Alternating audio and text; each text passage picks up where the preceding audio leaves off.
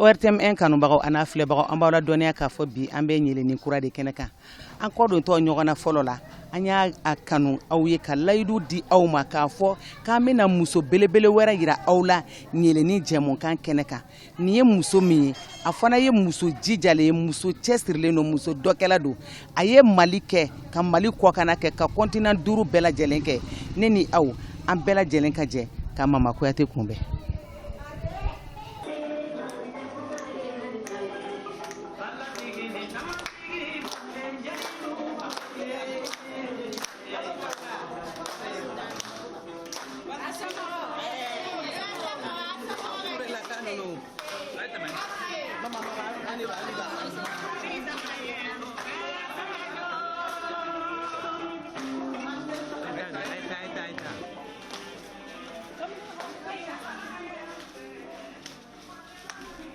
Ne tɔgɔ Madame Doumbia Mama Kuyate. Ne furulen bɛ Tumbe Boubacar Doumbia ma Ala y'o tanya. Ne wolola Thiès, Sénégal. Mais ne ye Malienne ye. Sigilen tun ye n bangebagaw la Sini. Ne wolowula asan 70 ye ɲinan ye. N ye baara caman kɛ Jɛnɛbu. Den 5 bɛ n bolo, musoman 1 ani cɛman 4. Mɔden Ala barika la 9 bɛ n bolo. Madame Doumbia Mama Kuyate ye muso belebele ye ka d'a kan a ye kalan caman kɛ Mali kɔnɔ ani Mali kɔ kan. Ne ye école kɛ Sénégal ka tila éclatement de la Fédération du Mali. Ne somɔgɔw ni an rentré la. Ne ye kalan kɛ Bamakɔ yan ka tila ka kalan kɛ Kayi ka n ka defu sɔrɔ ka na lycée de jeune fille 1 na ka n ka kalan kɛ ka école normale kɛ. N ye kalan caman kɛ o kɔfɛ parce que n y'a yira kalan fo k'i se sa dingɛ kɔnɔ mɔgɔ tɛ se ka fɛn bɛɛ dɔn donc i b'a degi de. Donc n ye kalan caman kɛ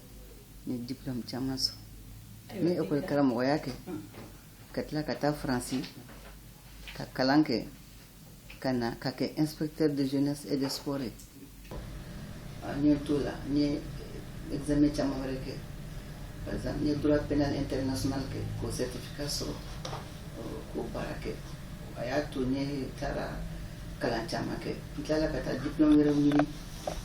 n'a bɛ fɔ o ma diplôme sur les négociations. N y'o kalan dɔw kɛ syndicat baara kɔnɔ Italie. Bon n tilala ka baara kalan dɔw kɛ New York ani Addis Abeba ani jamana wɛrɛw kan. N'o ye négociation, médiation et paix.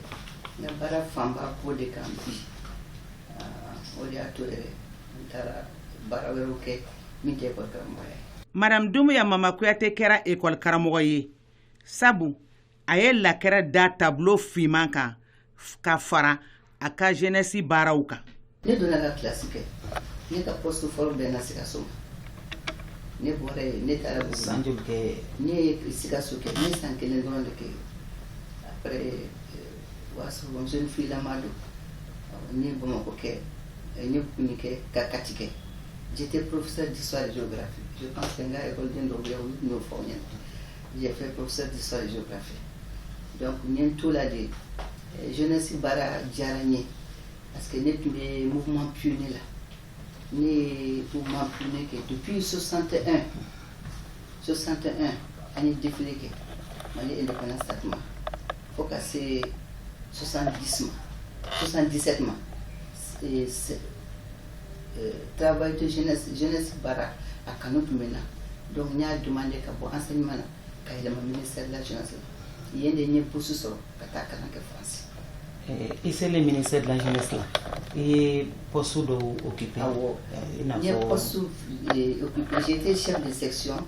chargé de relations tun bɛ relation na c'est-à-dire ministère baara ani yɔrɔ wɛrɛw baara parce qu'à l'époque jeunesse tun bɛ bolo bɛɛ kan mais an y'a yira n'a ma don bolo dɔw la ka jeunesse la fasa a bɛ kɛ problème ye. Donc ne tun chargélen bɛ chargé de relations. Après n bɔra yen n tilala ka na commune na n ye examen kɛ n kɛra conseiller de la jeunesse an y'o concours kɛ an passera o la après n tilala comme syndicalement an y'an battu pour que ka corps des inspecteurs créer n tilala ka kɛ inspecteur de jeunesse et de sport. Mama Kuyate ye jɔyɔrɔ caman sɔrɔ Mali kɔnɔ nka daluya dɔw y'a bali ka san sɔrɔ. N ka syndicat baara o ye ne bali ka poste ka yɛlɛ n ka kan ka yɛlɛ yɔrɔ min na n proposera plusieurs fois poste dɔw la parce que an ka ministère kɔnɔ an muso 2 de tun bɛ yen n proposera poste caman na mais n ka syndicat baara ye n bali ka poste girimanw ta parce que n'i bɛ poste giriman na i tɛ se ka baarakɛlaw dɛmɛ cogo dɔ la. Se ka kɛ fanga sɛnɛmatɔn. Sɛnɛmatɔn wala a bɛ gɛlɛya i bolo. O filanan fana tun ye n ka denbatigiya yɔrɔ ye ala ye denw di yan k'an to furu daminɛ na donc denw tun ka dɔgɔ ka so donc poste bɛ poste la n tun tɛ se k'a ta donc hali n'a tun propose ne tun fɛ o fana ye handicap dɔ de ye musow ma à l'époque parce que aw yɛrɛ b'a dɔn planification familiale ko tun ye problème ye couple kɔnɔ donc o ye ne bali ka se ka poste dɔw ta mais bɛɛ bɛ taa i da kan de bolo. École karamɔgɔya kɔfɛ Mama Kuyate kɛra baarakɛlaw ka lafasali tɔn mɔgɔ ye ni an ko ma ko syndicat. Inspecteur de jeunesse kɔnɔna na n ye kɛra syndicaliste ye n'o a bɛ f'o ma ko baarakɛlaw ka lafasa tɔn n kɛra o ɲɛmɔgɔ ye kabini duguma comité la après dɔɔni yɛlɛna ne ye escalier bɛɛ kɛ syndicat la ne ye comité kɛ ka section kɛ secrétaire général section kɛ ka don bureau exécutif la SNEC la ka tila ka don UNTM na ka bɔ yen ka taa Afrique syndicat kulu n donn'o kɔnɔ n tilala ka bɔ fana ka taa diɲɛ yɛrɛ bɛɛ faralen bɛ ɲɔgɔn kan o syndicat kulu n'o ye bureau international de travail de Genève ne tun b'o Afrique représenté o bureau la o kɛra a mɛnna. N'i y'a mɛn ko muso ka farin cɛ de sɔnna a ka farinya ne b'o bonya masegin ni o dugawu kɛ mama cɛ ye bi ka d'a kan tuma dɔ n'a bɛna fɛn san mama ye a bɛ ne wele a b'a fɔ Seydou n bɛna nin san i ka muso ye e hakilanta ye jumɛn ye mama wele tuma dɔ 1h du matin 2h du matin cɛ tɛ kuma a tɛ mankan ci mɔgɔ la n'i tun taara dunbiya fɛ yen mama fɛ yen n'i taara mama cɛ so dumuni na a yanni mama k'a fɔ n'an ka dumuni kɛ ale de bɛ wuli n'a ka assiette ye ka na k'an ka dumuni kɛ ni ne tun ye tile 15 tile 20 kɛ ma se mama ka so mama cɛ tun bɛ mankan ca la a b'a fɔ ne famana Seydou ma dɛ mama bon o bɛɛ ye mama yɛrɛ jogo mama yɛrɛ ka qualité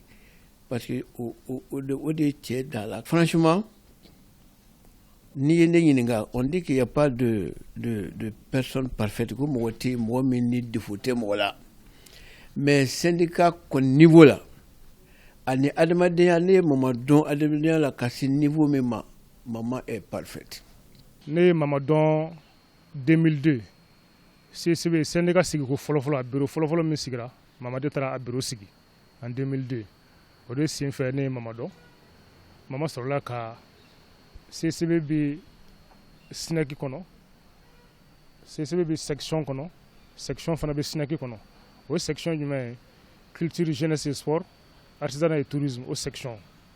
ne ye mama dɔn o section de kɔnɔ an bɛ don min na ko bi ne yɛrɛ o section secrétaire à l'organisation ye kabini ne ye mama dɔn 2002 fo ka n'a bila bi la mama de ye anw dege syndicat baara la sinon n bɛ don a la don min na 2002 n tɛ fɛn dɔn syndicat baara la mama de ye anw don syndicat baara la k'a taa o don la fo bi mama b'a fɔ an ye syndicat ɲɛmɔgɔ tant que i ka baarakɛlaw ma wasa lafiya t'i ye tant que i ka baarakɛlaw ma wasa kunnawolo t'i ye tant que i ka baarakɛlaw ma wasa lafiya t'i ye syndicat ɲɛmɔgɔ i b'i fɛn o fɛn kɛ i gɛlɛya i ka baarakɛlaw ka wasa fɔlɔ mama kuma b'a fɔ an ye syndicat ka baara dama tɛ ka hakɛw ɲini syndicat ka baara la ka baarakɛla ka baara fɔ a ye o b'a kɔnɔ ani mama ka ɲɔgɔn dɔn kɔnɔ mama bɛ fɛn fɔlɔfɔlɔ min fɔ an ye est ce que a ka baarakɛlaw a y'u bila u ka baara kɛtaw la fɔlɔ wa est ce que a minnu ye syndicat ɲɛmɔgɔ a bɛ to ka yaala k'a ka baarakɛlaw ka baara lajɛ wa parce que ni i t'o kɛ e ka baarakɛlaw ma baara kɛ hakɛ ɲinini ka d'u ma a bɛ gɛlɛya donc k'an bɛ fɛn fɛn kɛ an ka hakili to o la donc o la mama ye anw kalan o la o don o de ye syndicat baara yɛrɛ nege don anw na ka taa o don la fo bi ne ni mama bɛ ɲɔgɔn bolo 2002 sisan cɛ n'i y'a jateminɛ san 22 de don walima san 20 kan ka se o ma mama ye fɛn fɛn fɔ anw ye alihamudulilayi an bɛ ka baara kɛ ten parce que mama ko ale ni filanan ye baarakɛlaw de ye ale ni filanan ye syndicat de ye syndicat baara bɛ yɔrɔ o yɔrɔ mama bɛ yen n'an bɔra syndicat domaine kɔnɔ n'an nana social la tiɲɛ yɛrɛ la depuis ne ye mama dɔn fo bi ma tigɛ a la fɔlɔ CCB baarakɛlaw fɛn fɛn ni kungo b'i fɛ yen denguni hɛrɛ tɛnɛ ne n'a fɔ mama ye mama b'a se bɔ a kɔrɔ kɔnɔ a bɛ se kɛnɛ kan wa a bɛ retraite la bi a ka ca san 6 san 7 ye ne ni mama bɛ baara la ɲɔgɔn bolo ne bɛ dugawu de kɛ mama ye ala ka kɛnɛ to an kɔrɔ ala ka kɛnɛ to an kɔrɔ a y'an kalan min na ala ka ta fanga d'an ma ala k'a to an k'a dɔn a ye. Baarakɛlaw ka lafasatɔn bɔlen kɔ madame Dumbuya Mama Kuyate y'a cɛsiri musow ka tɔnw n'u ka jɛkulukow la walasa musow bɛ se k'u kan kɔrɔta cogo min ani u dalakan bɛ se k'a lamɛn cogo min jamana kɔnɔ. Bon o baaraw syndicat baara kɔnɔna na fana ala nana kɛ ne ye musow la fasali tɔn n'o y'o sigi an y'o sigi ɲɔgɔn fɛ madame Bukanem Awoyi Babi alkahina ni Fatumata Siri Jabito an jɛra ka kulu dɔ sigi k'a yira syndicat kɔnɔ a fanba ye cɛw ye bon n'an ye kumaw ta lafasali kumaw ta an bɛ cɛw ka kow dɔrɔn de y'a kɔnɔ musow ta dalen bɛ kɛrɛfɛ parce que lafasalibaga tun tɛ an t'a dɔn an bɛ na ni problème ye cogo min na donc an y'o tɔn sigi n'a bɛ fɔ ma commission nationale des femmes travailleuses ne kɛra o présidente fana moment dɔ la Kamisa ani Asakaran bɛ ninnu an mɔgɔ kudu caman anw de y'o baara kɛ ka musow la yiriwa ka na ni musow fana syndicat la parce que musow tun man ca donc o musow baarakɛlaw ka lafasa tɔn kɔfɛ an donna kafo la kafo yɛrɛ bureau fɔlɔ fɛn membre fondateur commission nationale des femmes travailleuses b'o la AFO de kɛra o présidente fɔlɔ madame Afsatou Thierno ale tun y'o présidente an donna tɔn na mais an tun ma don bureau la an donna bureau la san min na o kɛra Umu Touré ka fɔ Umu Touré o kɛra présidente sen na an ye assemblée générale kɛ ala ka hinɛ madame Sira Diop la ale de y'o assemblée dirigée a y'a yira awɔ liste tɛ dilan ka na tuguni an b'a fɛ bolowuli de ka kɛ min bɛ se ka baara min kɛ olu ka don kafo la sa a ka fisa ni parce que a bɛ kɛ komi n'a y'a sɔrɔ u yɛrɛ damaw de mɔgɔw yɛrɛ damaw de bɛ ɲɔgɔn ɲini ka ɲɔgɔn ta ka ban donc an ka dayɛlɛ u bɛna AFO ka mandat banni ma parce que AFO kɛra ministre donc an y'o assemblée générale kɛ centre culturel islamique la ne donna bureau la chargé de relations culturelles donc ne bɔra yen tuguni ka kɛ chargé de relations extérieures o mandat filanan na donc ne ye baara caman kɛ ne donna commission nationale de lutte contre les pratiques néfastes ne donna la commission culture de la paix ne donna la o société civile baaraw ye ne donna bolo a ka ca quoi organisation caman na société civile kɔnɔna na mais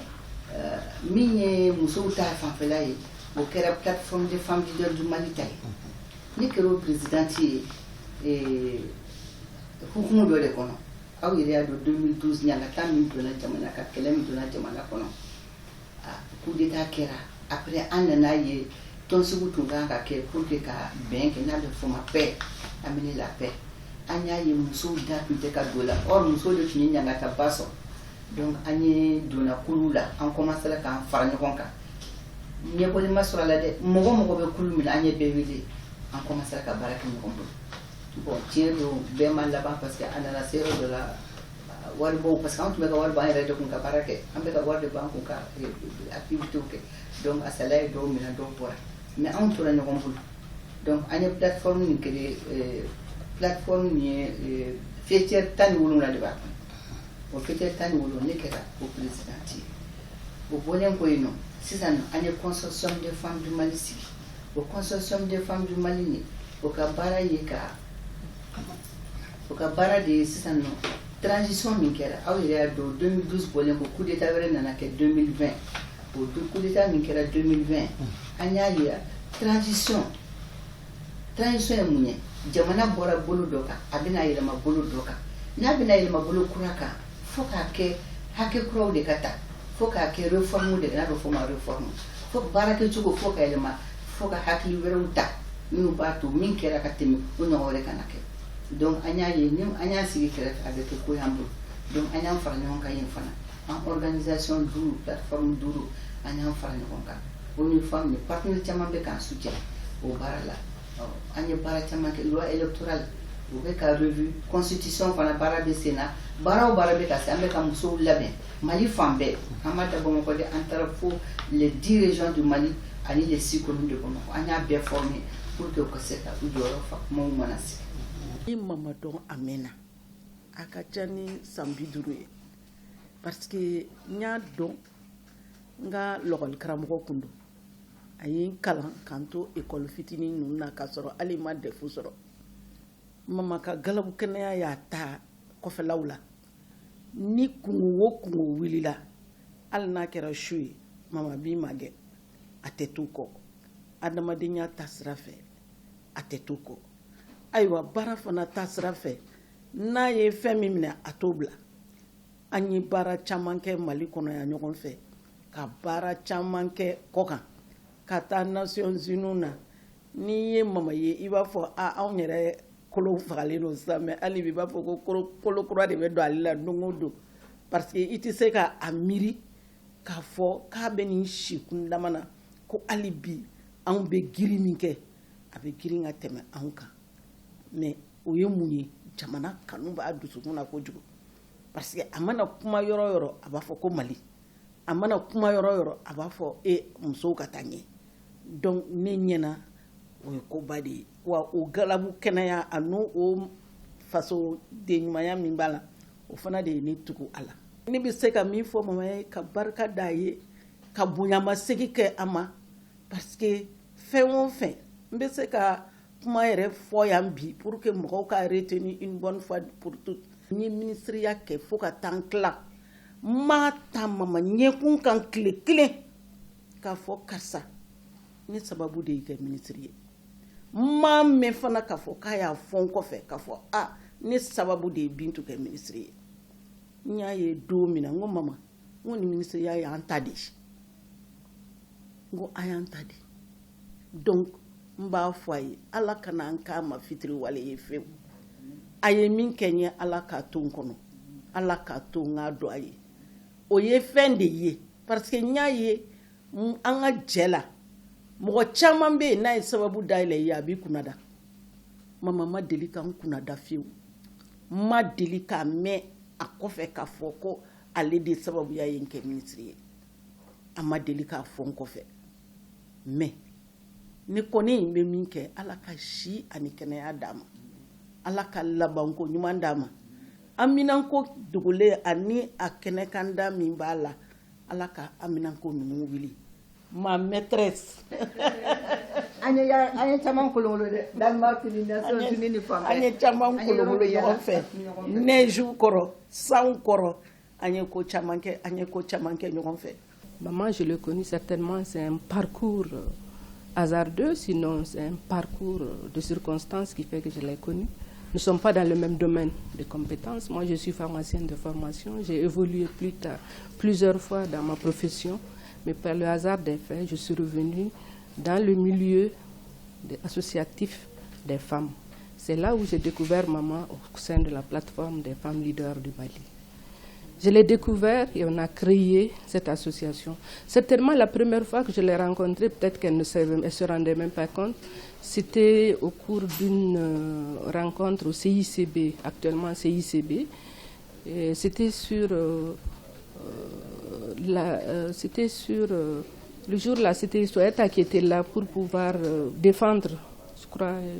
un truc des femmes. Et tu étais là avec Absatou Tchero qui était au niveau du département de la femme. On a échangé ce jour. Elle ne me connaissait pas, je ne la connaissais pas, certainement. Elle a travaillé avec mon jeune frère, plutôt au niveau du syndicat. Mais depuis qu'on s'est connus, j'ai vu en elle une femme battante, une femme qui se connaît et qui demande toujours à aller de l'avant, quel que soit le problème. Le problème des femmes, je ne vous apprends rien. Nous sommes venus d'horizons divers et on voit le monde de diverses manières. Mais je crois et je suis parfaitement convaincue qu'elle a toujours été là pour comprendre tout un chacun et qu'ensemble on constitue une chaîne et surtout aller de l'avant dans le cadre de la défense des intérêts des femmes. Au niveau de la plateforme, pour la mise en place de la plateforme, moi-même j'étais là en tant que présidente au niveau de l'année où il y avait le forum sur la femme. Moi-même j'étais pour diriger ce forum, mais ce jour, en tant que présidente, je l'ai dit, maman, voilà un projet et je souhaite vivement que nous le partageons ensemble. Je n'ai pas été déçue. Du début jusqu'à la fin, nous avons bien mené le projet. Et après, on a mis la plateforme en place. Moi-même, j'occupe les relations extérieures au niveau de la plateforme. Je sais qu'à tout bout de champ, on n'a jamais fait un projet et qu'elle le fasse en dehors de ce que nous nous sommes fixés. Et si elle le fait, c'est dans le sens d'aller de l'avant et que le projet ait plus d'ampleur. Pour cet aspect, et sur le plan humanitaire également, j'ai découvert en elle une femme vraiment humaine. Tout ce que j'ai eu comme, que ce soit le bonheur, le malheur, tout on l'a partagé ensemble. Il suffit qu'elle soit au courant pour qu'elle m'accompagne, pour qu'elle vienne chez moi. Elle a été certainement la première à découvrir chez moi en tant qu'aînée. C'est déjà une valeur dans notre tradition. Elle a toujours été à mes côtés, que je sois sur place à Bamako ou que je ne sois pas là. Elle a toujours informé. Quel que soit le problème qui se fait au niveau de notre association, elle m'a toujours impliquée à un haut niveau pour que nous puissions mener la réflexion ensemble. Quand on se retrouve, rien ne peut aller sans qu'il y ait des bisbilles. Mais on a toujours surmonté ces bisbilles. Je reconnais en elle une femme honnête, une femme engagée, une femme qui est prête à se battre. Sous la pluie, sous l'eau, sous le vent, à tous les niveaux, elle est déjà sur place. Parfois nous sommes 2 dans la salle, parfois nous sommes 3 seulement. Mais nous travaillons ensemble pour le même objectif. Donc je ne peux que le saluer dans ce qu'elle fait et lui rendre un hommage mérité par rapport à tout ce qu'elle mène comme combat au nom des femmes, au nom du Mali. Je l'ai accompagnée quand elle recevait plusieurs distinctions. Je crois que je dois le reconnaître. Reconnaître également, comme je le dis, son humanisme, son côté battant. Quel que soit le problème au niveau à l'interne, elle essaie toujours de surmonter et ensemble on trouve une solution. J'ai trouvé une parfaite collaboratrice et je lui souhaite longue vie, pleine de santé, pour qu'elle puisse mener encore davantage des jours heureux pour notre pays. Nimbe kɔfɛ Madame Doumbouya Mama Kouyaté sen donna jɛkulu la, jɛkulu min bɛ wele ko réseau Mali Climat. Réseau Climat Mali, coalition de Amboya, nous ka réseau Moussoneti, ni le président. Nous réseau Climat créé Togodi. Réseau Climat ya ira k'a fɔ surtout aw yɛrɛ b'a dɔn Togodala musow sɛgɛnnen bɛ jiko di an bɛ Bamakɔ yan robinɛw b'an bolo siraw b'an bolo kɛnɛw b'an bolo Togodala musow olu balo bɛ ji de la Togodala mɔgɔw bɛɛ balo bɛ ji de la ni Ala nana kɛ fiɲɛyɛlɛma nin kɛra o fiɲɛyɛlɛma ɲangata n'a ma kɛ tiɲɛli ye a bɛ kɛ ko façon dɔ ye donc o hukumu kɔnɔna na an ye coalition genre équipement kɛ o ye ka réseau de plaidoyer de don min bɛ taa politique mɔgɔw mana politique kumaw sigi an bɛ taa an kan fili o conférence kɛra a n'o réunion kɛra pour que ko musow ka hakɛ don u ka politique kuma la a n'u ka nafolo di fɛn b'a to musow nɔ bɛ ye ani ɲagata bɛ ta ka bɔ musow ka cogo min na ni fiɲɛyɛlɛma ɲagata sera mɔgɔ a kɛra jiko ye a kɛra jako ye a kɛra fɛn o fɛn ye musow niyɔrɔ hakɛ bɛ se ka ta cogo min. Madame Doumbouya Mama Kouyaté y'a jɔyɔrɔ fa a faso Maliba kɔnɔ. Waati dɔ sera Mama taara a ka dɔnko yira Nairobi jamana kɔnɔ ani jamana wɛrɛw kɔnɔ. Fɛn min Mali baara bɔlen kɔ a la Ala nana kɛ ne taara réunion dɔ la Nairobi n'o bɛ fɔ Kenya ye muso Afrique muso bɛɛ faralen ɲɔgɔn kan olu ka réunion kɛra o ye ne invité n taara o tun ye assemblée générale de donc élection kɛra o ko k'u mago bɛ muso la muso min bɛ français kan fɔ ani muso min ka ɲɛmɔgɔya barika ka bon min bɛ se ka Afrique muso fara ɲɔgɔn kan ne taara ye o ye ne élu o kɛra 2003 san 2007 donc ne élu la san 4 o assemblée générale kɛra assemblée générale filanan min dar'o kan o tun ye san 3 ye donc ne élu la san 7 ne bɛ Afrique musow ka ɲɛmɔgɔya la ne bɛ don tɔn in na tuma min na anglais fɔla jamana de tun ka ca donc français fɔlaw ani arabu ani a bɛ fɔ ma ko lusophone minnu bɛ portugais kan fɔ olu caman tun t'a la donc ne ye n ka tagama bere ta ka munumunu Afrique fan bɛɛ ni réunion bɛ kɛ yɔrɔ o yɔrɔ u bɛ ne bila ka taa o réunion kɛyɔrɔ la n bɛ musow ka ɲɛtaga kun fɔ n bɛ musow sama n b'a ɲini musow minnu b'a réunion kɛyɔrɔ la u ka don an ka tɔn na donc ne y'o baara min kɛ san 7 a kɛra bonya ni karama kɔnɔ parce que Afrique de l'Ouest yɛrɛ muso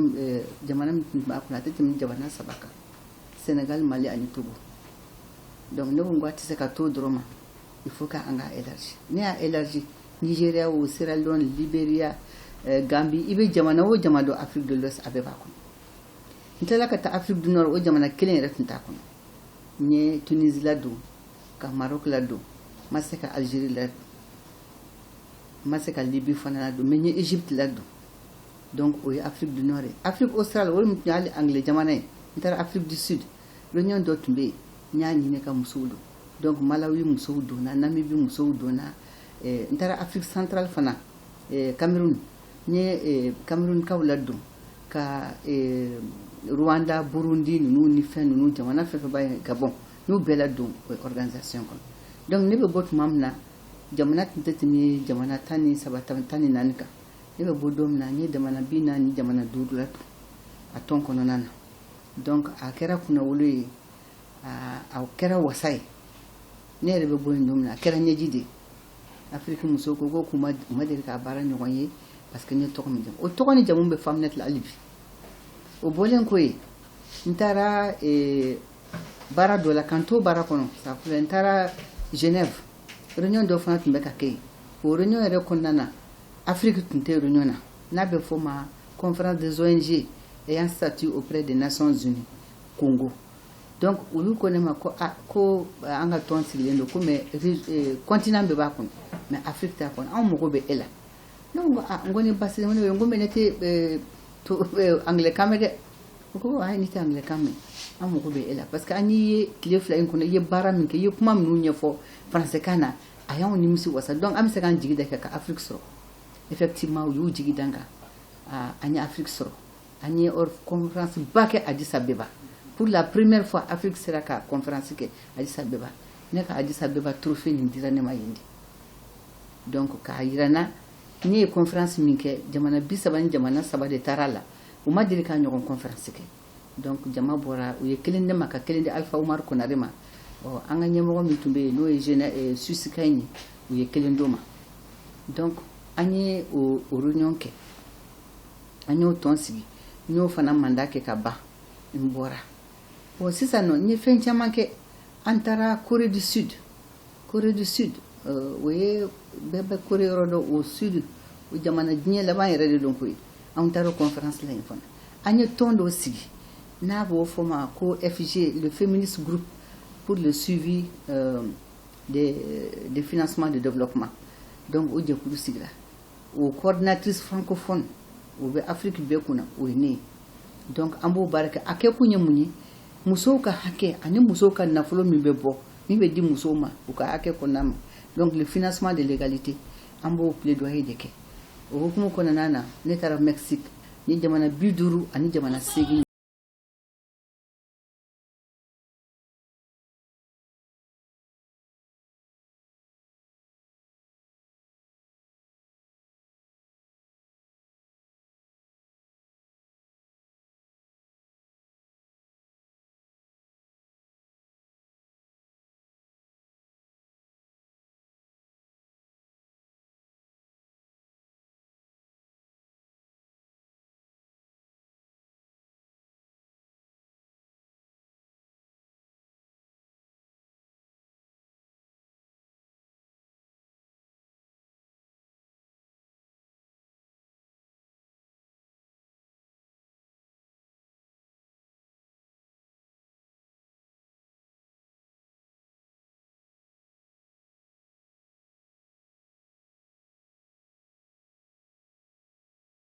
ORTM 1 kanubagaw ana filɛbagaw ɲɛlɛnin kanubagaw ana filɛbagaw an b'aw ladɔnniya k'a fɔ